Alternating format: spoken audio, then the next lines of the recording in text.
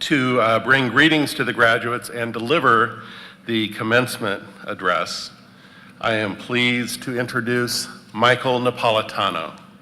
You may not immediately recognize his name, but you certainly know of him.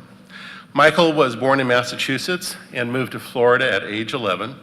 He graduated from Oviedo High School. He earned his Bachelor of Arts degree in anthropology from the University of Central Florida. He was named the Lawrence J. Chastain Global Fellow and was recognized for excellence in the showcase of undergraduate research there. In 2012, he entered the Orlando Police Academy. He has served as an Orlando Police Department officer since 2012 and has been a SWAT team member since 2015. He is active in community outreach efforts on behalf of OPD and assists with new officer training and orientation. You may know of him because of the tragic events at the Pulse nightclub last year. Michael was one of the first SWAT team members who responded to those events. He is also the brave soul whose life was saved by his Kevlar helmet. He is truly a hero and one of our own, a living reminder of the sacrifices so many bear in service to the protection of others. Please join me in warmly welcoming Mr. Napolitano.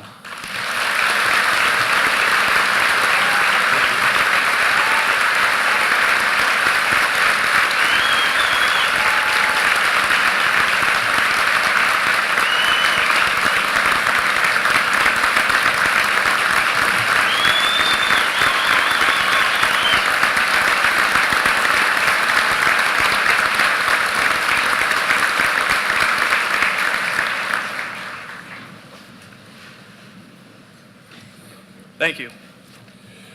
Good morning, class of 2017. Thank you, Dean Richard, President Cornwell, trustees, distinguished faculty, staff, parents, family, and friends, and of course, thank you, graduates.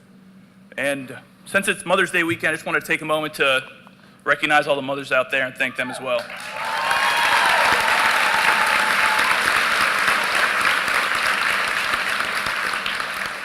When Dean Richard asked me to give a commencement speech for the Hamilton Holt School, my initial reaction was, well, that's awesome. So I said yes, of course. Shortly after that, I realized I had no idea how to give a commencement speech. I thought back to when I graduated, and I tried to remember the speaker from that day, and I can honestly tell you I don't remember a single word. So with that in mind, I realized I should be as brief as possible and try my best to leave you with something you can take with you today, other than your degree, which of course is the reason why you're all here. All you have to do is make it through this speech and hope that if you do nod off, the person next to you will be nice enough to wake you up before it's your turn to walk. But please rest assured, I watched a handful of commencement speeches on YouTube to prepare for this, and I almost made it all the way through one of them. In all seriousness, it is a great honor and privilege to be able to address all of you on what is beyond a doubt one of the most important days of your lives. Today, and what is probably the most expensive piece of paper you will ever receive, represents something very important. It's the completion of a goal. For some of you, this goal may have been set a few years ago, others maybe closer to a decade, and some of you perhaps have been striving towards this your entire life. And there are probably many of you like me whose parents had this goal in mind for you before you were even born, which makes this an achievement literally a lifetime in the making. So now you're all about to take the first step towards your next goal, whatever that may be.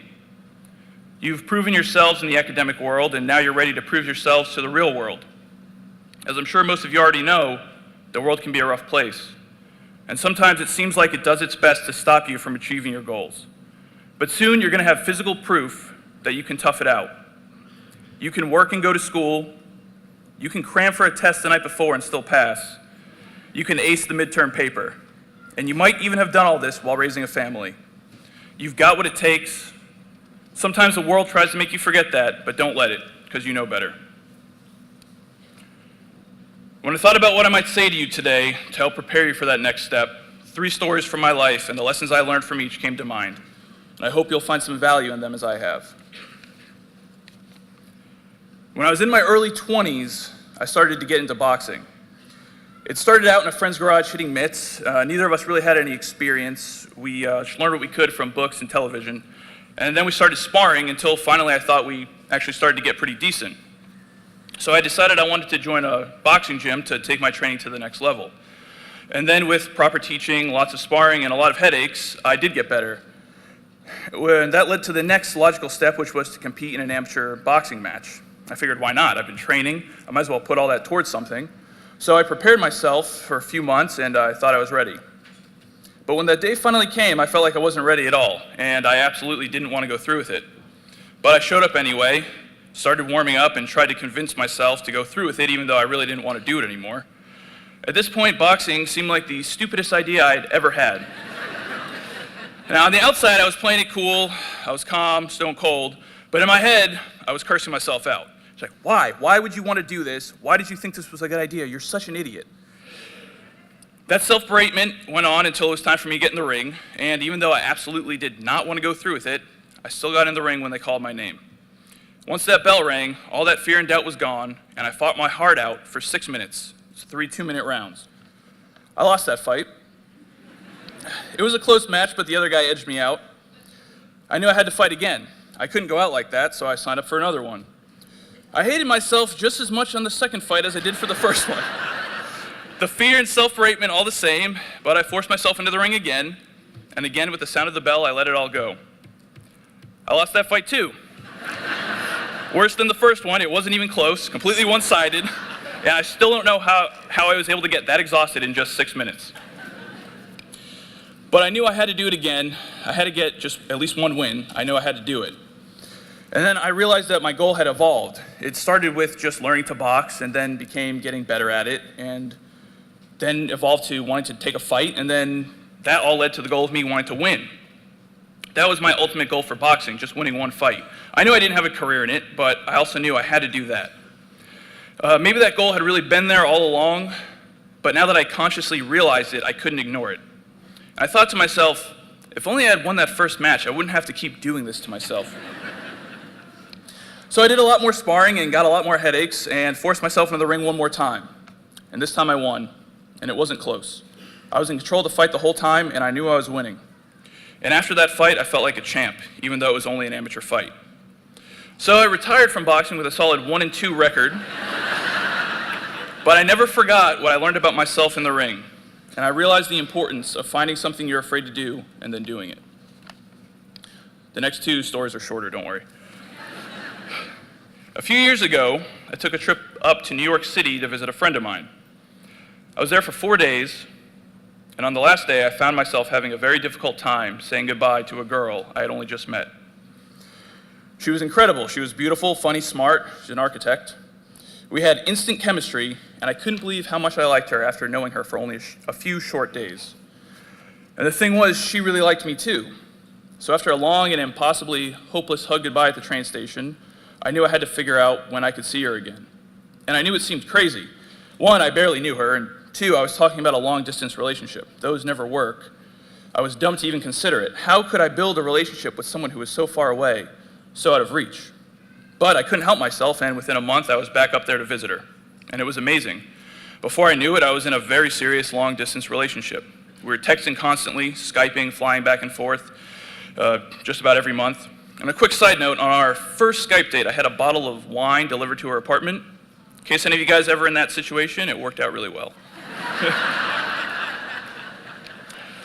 So anyway, the long-distance relationship only lasted about a year. That's because she moved down to Orlando, Florida from Manhattan, New York, just to be with me. Still not sure how I pulled that off. But if you fast forward through a few years of me dragging my feet, now we're married. I never would have thought, thank you.